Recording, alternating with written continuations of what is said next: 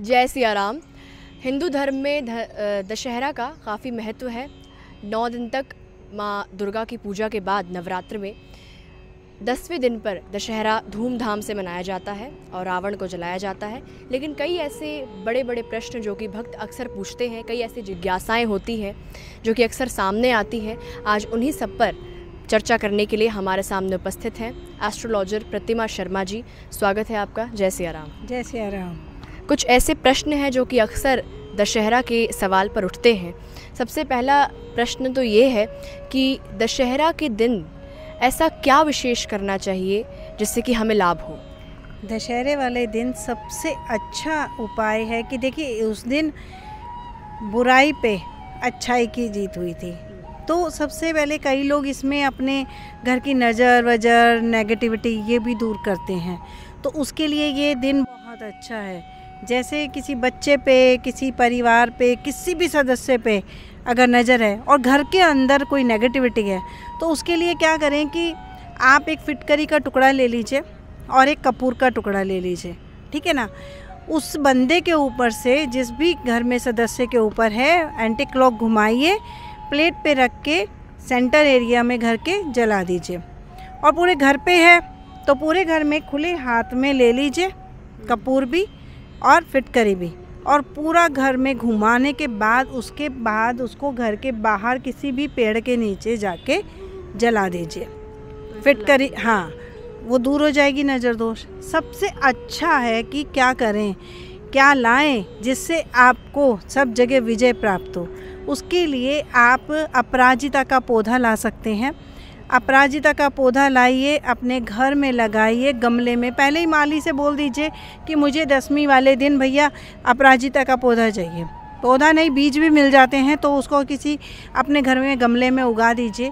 उसकी पूरी विधि विधान से पूजा कीजिए, उसको जल से सींचे, धूपबत्ती करें, जोत करें और उससे प्रार्थना करें कि मुझे हर क्षेत्र में विजय प्राप्त हो। अपराजिता का वो पौधा तो पांडवों ने भी उसकी पूजा की थी और रामचंद्र जी ने भी युद्ध में जाने से पहले माँ अपराजिता की पूजा की थी। उसके बाद ही उन्होंने वहाँ पे युद्ध किया था, तो उनको भी विजय प्राप्त हुई।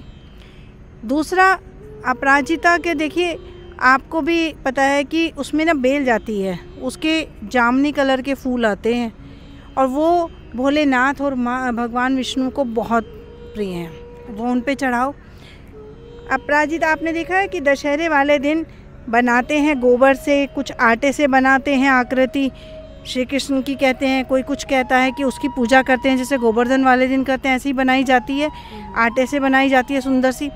तो वो अपराजिता माता की बनाई जाती है।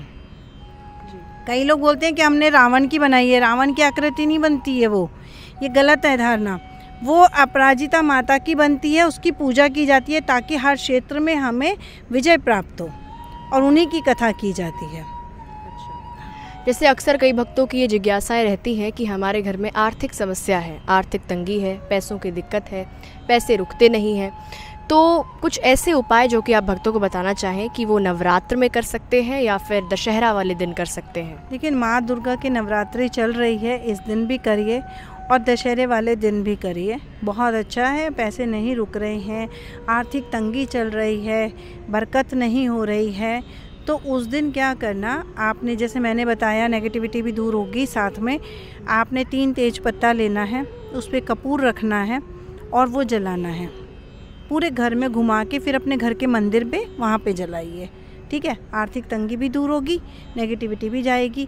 और दूसरा, जो बरकत, घर में बरकत के लिए कह रहे हैं, एक कांच के बाउल में आपने 5 हल्दी, साबुत हल्दी की गांठ, और आपने 7 साबुत नमक, ठीक है, साथ ही कपूर, छोटा सा दालचीनी का टुकड़ा और पीली सरसों रख दीजिए अपने उत्तर पश्चिम के कोने में, या फिर उत्तर या पश्चिम का कोना। अगर आपका कॉर्नर ऐसा नहीं बनता है तो खाली उत्तर दिशा में रख दीजिए या पश्चिम दिशा में। बरकत ही बरकत होगी, घर में लक्ष्मी ही लक्ष्मी आएगी और वो जो कपूर की महक है वो पूरे में फैल जाएगी, बहुत अच्छी उसकी खुशबू आती है। अपने व्यवसाय में भी रख सकते हैं आप ये कटोरी। अच्छा, हाँ।